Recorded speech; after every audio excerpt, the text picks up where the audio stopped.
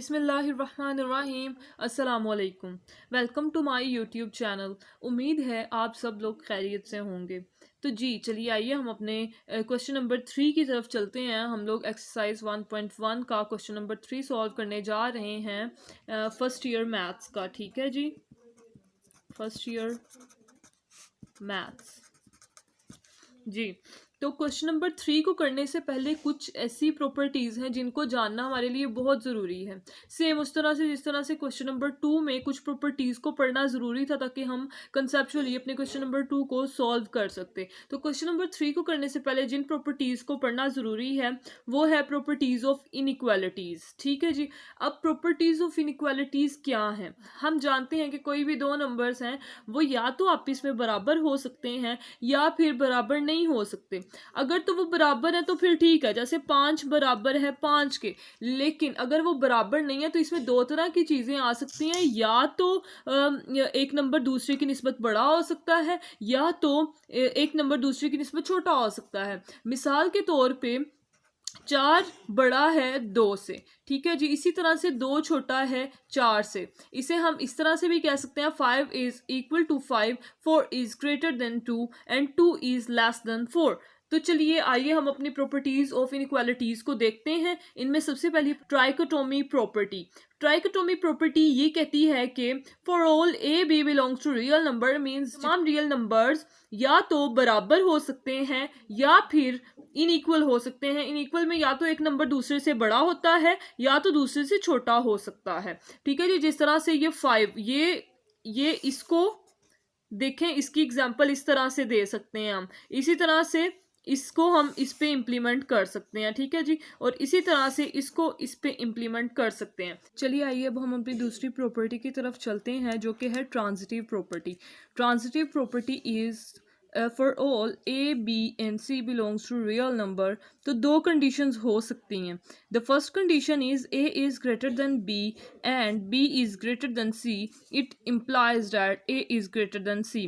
देखिए जी, उसने कहा है कि अगर ए बी से बड़ा है और बी सी से बड़ा है तो ए सी से बड़ा होगा। जाहिर है अगर ए बड़ा है बी से और बी बड़ा है सी से तो इसका मतलब ये है कि सबसे छोटा सी है और सबसे बड़ा ए है। तो इससे मुराद हम यही ले सकते हैं कि ए सी से बड़ा है, ए इज ग्रेटर देन सी।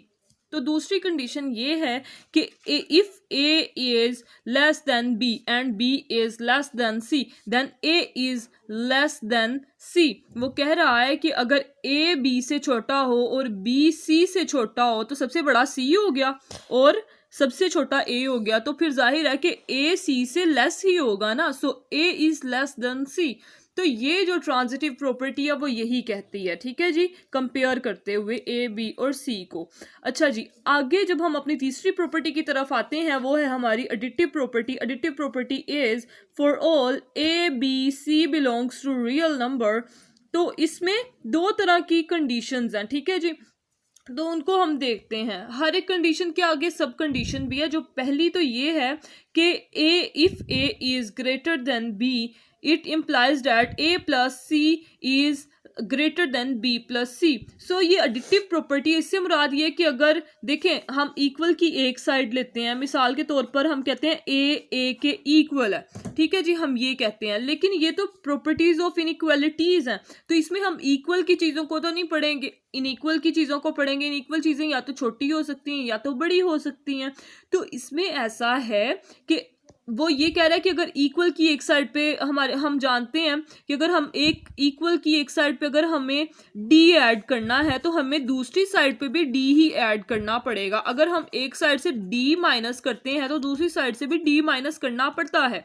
इसी तरह से वो कह रहा है कि अगर आपने इनइक्वल की ये जो प्रॉपर्टी है जो कि ए इज ग्रेटर देन बी को शो कर रही है, तो अगर आपने इस साइड पे सी को प्लस किया तो दूसरी साइड पे भी आप सी को प्लस करेंगे तो इस साइन पे कोई फर्क नहीं पड़ता। यानी अगर ए बी से बड़ा था एडिशन से पहले तो सी के एडिशन के बाद भी ए वाली साइड जो है वो बी वाली साइड से बड़ी ही रहती है।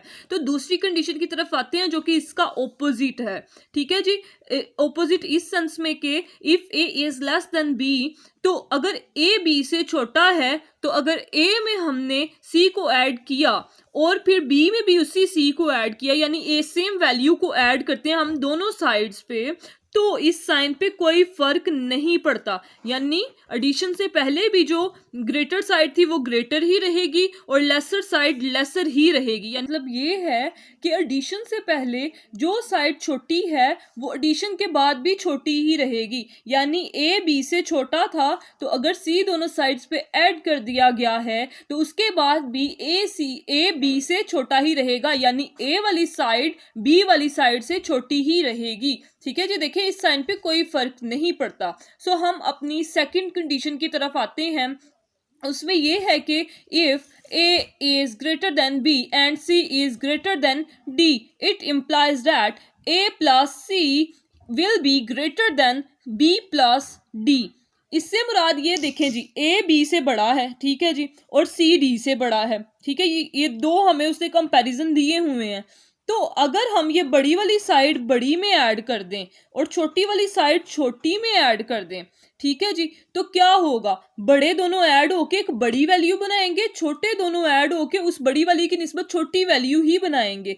तो बड़ी वाली जब दोनों फिगर्स को ऐड किया तो वो एक ग्रेटर वैल्यू ही देंगे दूसरी वैल्यू की निस्बत। For example we can say that, इसको समझने के लिए हम ये कह सकते हैं कि a is equal to 2 and b is equal to 1 and c is equal to 3, c is equal to 4 and d is equal to 3। ठीक है जी, तो देखें जी, c बड़ा हो गया d से, a बड़ा हो गया b से। अब इसको देखते हैं, a की जगह पे हम लगाते हैं 2 इज ग्रेटर देन 1, b की जगह पे आ गया 1, और C की जगह पे आ गया 4 is greater than D is 3। देखें जी, ये कंडीशन है, वो ये कह रहा है कि अगर इसको इसमें ऐड करेंगे और इसको इसमें ऐड करेंगे, करके देखते हैं 2 + 4, तो ये वाली साइड जो है वो बड़ी ही रहती है। 1 + 3 के बाद देखते हैं जी, 2 + 4 is equal to 6, 6 is greater than this 4। सो ये प्रूव हो जाती है ये वाली वैल्यू। ठीक है जी, तो हम अपनी नेक्स्ट वैल्यू की तरफ आते हैं, वो इसी का ऑपोजिट है, तो उसको देखते हैं। वो कह रहा है कि अगर a is less then b and c is less then d, तो ये छोटी छोटी जो दोनों वैल्यूज हैं, जो लेसर वैल्यूज हैं, उन दोनों के एडिशन के बाद भी वो लेस रहती हैं ये बड़ी वाली वैल्यूज को ऐड करने के बाद, यानी इसी का ऑपोजिट है ये। ठीक है जी, अब हम आते हैं अपनी प्रॉपर्टी नंबर 4 की तरफ। तो हमारी जो फोर्थ प्रॉपर्टी है वो है मल्टीप्लिकेटिव प्रॉपर्टीज। तो multiplicative property is for all a b c belongs to real number and c is greater than 0।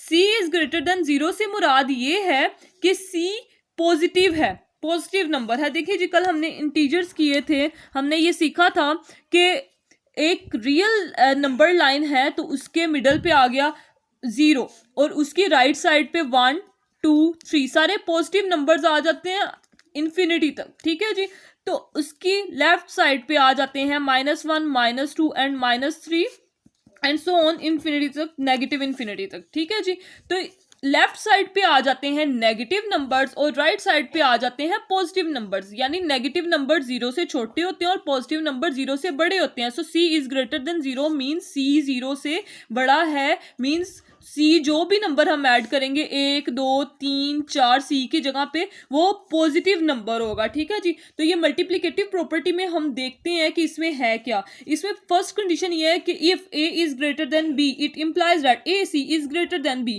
वो कह रहा है कि अगर c कोई भी पॉजिटिव नंबर है और a b से बड़ा है, तो इस साइड पे अब अगर c को मल्टीप्लाई करवा देते हैं और अगर इस साइड पे भी c को मल्टीप्लाई करवाते हैं, तो मल्टीप्लिकेशन के बाद इस साइन में कोई फर्क नहीं आता इन केस के पॉजिटिव नंबर से आपने दोनों साइड्स को मल्टीप्लाई करवाया है। इस प्रॉपर्टी को एक एग्जांपल की मदद से सॉल्व करते हैं।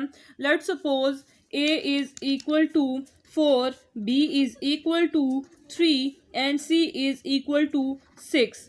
तो हम क्या कह सकते हैं, इस प्रॉपर्टी के पैटर्न को देखते हैं, विच इज दिस।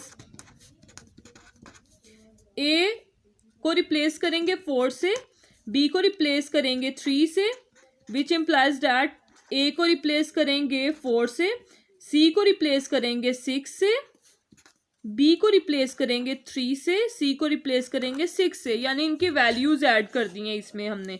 तो हमने ये देखा कि 4 बड़ा था 3 से जब तक कि वो 6 से मल्टीप्लाई नहीं हुआ था, लेकिन 6 एक पॉजिटिव नंबर है, तो पॉजिटिव नंबर को अगर हम दोनों साइड्स पे मल्टीप्लाई करवाते हैं तो देखते हैं इस साइन पे कोई फर्क पड़ता है या नहीं। तो जैसा कि हम देख सकते हैं इस साइन पे कोई फर्क नहीं पड़ा। ठीक है जी, अगर 4 को 6 से मल्टीप्लाई करवाते हैं तो ये आता है 24। 24 इज ग्रेटर देन 18। तो देखिए जी, मल्टीप्लिकेशन से पहले भी 4 वाली साइड बड़ी थी और मल्टीप्लिकेशन के बाद भी 4 वाली साइड बड़ी ही रहती है। ठीक है जी, अब इसकी दूसरी कंडीशन की तरफ आते हैं जो कि इसका ऑपोजिट है। उसमें यह है कि अगर A is less than B, which implies that AC is less than BC है। इससे मुराद ये है कि अगर A is less than B before multiplication, तो आफ्टर मल्टीप्लिकेशन भी इस साइन पे कोई फर्क नहीं आएगा। ठीक है जी, चलिए आइए अब हम इसके दूसरे केस को देखते हैं, जिसमें ये है कि अगर A, B और C रियल नंबर से बिलोंग करते हैं तो C नेगेटिव हो, फिर मल्टीप्लिकेशन पे क्या असर पड़ता है ये जानने की कोशिश करते हैं कि मल्टीप्लिकेशन अगर हम एक नेगेटिव नंबर से करवाते हैं तो उससे साइन के ऊपर क्या फर्क आता है इनइक्वालिटी के इस साइन के ऊपर। ठीक है जी, तो इसमें जो पहली कंडीशन है वो ये है कि अगर A B से बड़ा है और इस साइड को भी एक नेगेटिव नंबर, लेट्स सपोज के C है और C को हम क्या देते हैं कि ये एक नेगेटिव नंबर है, इससे मैं ले लेती हूँ -2।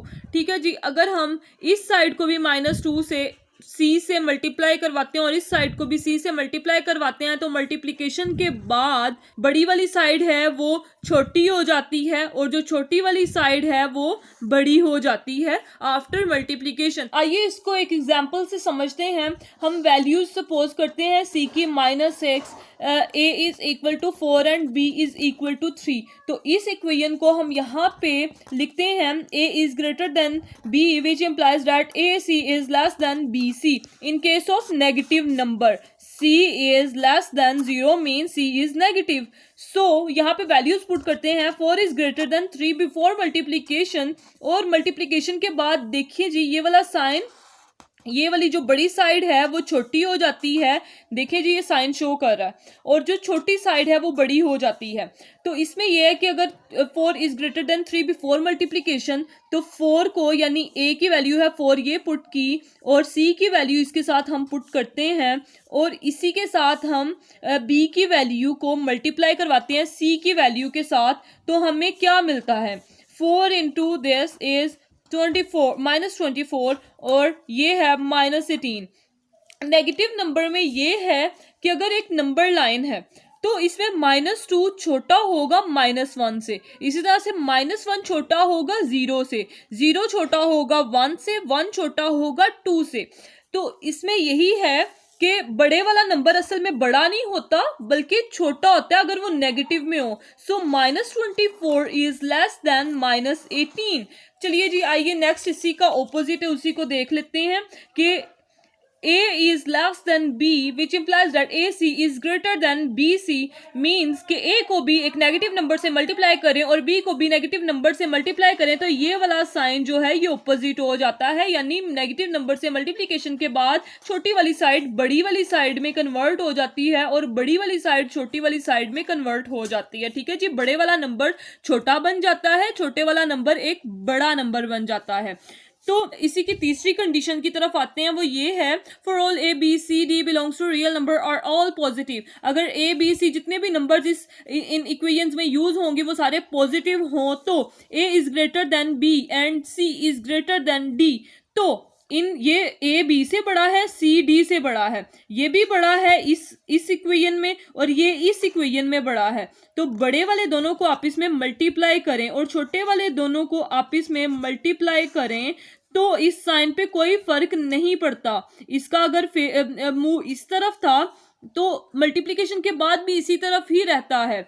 फॉर एग्जाम्पल अगर हम ये सपोज कर लेते हैं कि A is equal to 4 and B is equal to 2 and C is equal to 5 and D is equal to 3। इस इक्वेशन में वैल्यूज को पुट करते हैं A is greater than B and C is greater than D। Which implies that A C will be greater than B D, यानी A और सी को आपस में मल्टीप्लाई करवाने से, यानी दोनों बड़ी वाली वैल्यूज को आपस में मल्टीप्लाई करवाने से और दोनों छोटी वाली वैल्यूज को आपस में मल्टीप्लाई करवाने से तो बड़ी साइड जो है वो बड़ी ही रहती है। अच्छा जी, इसको देखते हैं वैल्यूज पुट करने से। 4 is greater than 2 and 5 is greater then 3, तो बड़ी वाली साइड को मल्टीप्लाई करवाते हैं आपस में, विच implies that a is equal to 4, c is equal to 5 and b is equal to 2, d is equal to 3. 4 into 5 20, 20 is greater than 2 into 3 6, 20 is greater than 6। तो चलें जी, ये हमारी इक्वेशन प्रूव भी हो गई। मैं अब इसकी सेकंड कंडीशन की तरफ आते हैं, जो कि है a is less than b and c is less than d। तो अगर छोटी वाली साइड्स को आपस में मल्टीप्लाई करवाते हैं तो मल्टीप्लिकेशन के बाद भी ये साइन, यानी जो छोटी वाली साइड है वो छोटी ही रहेगी। बड़े वाले नंबर्स अगर दोनों आपस में मल्टीप्लाई हो जाते हैं तो वो फिर भी बड़े ही रहते हैं आफ्टर मल्टीप्लिकेशन। ठीक है जी, बी बड़ा था, सी बड़ा था, ये दोनों आपस में जब मल्टीप्लाई हुए तो ये साइड बड़ी ही रही। ए छोटा था, सी छोटा था, मल्टीप्लिकेशन के बाद ए और सी को जब आपस में मल्टीप्लाई करवाया तो ये वाली साइड छोटी ही रही। तो ये हमारी प्रॉपर्टीज हो गई रियल नंबर्स की, इनइक्वालिटी की प्रॉपर्टीज। ठीक है जी, तो ये वो प्रॉपर्टीज हैं जो हमें क्वेश्चन नंबर 3 को सोल्व करने में बहुत ज़्यादा मदद करेंगी। सेम उसी तरह से जिस तरह से क्वेश्चन 2 को सोल्व करने के लिए हमें कुछ प्रॉपर्टीज को समझने की ज़रूरत थी। ये बहुत ज़रूरी था क्वेश्चन को कंसेप्चुअली सॉल्व करने के लिए। तो अब तक के लिए इतना ही। दुआओं में याद रखें, अपना बहुत सारा ख्याल रखें और हमारे इस चैनल का भी। अल्लाह हाफिज़।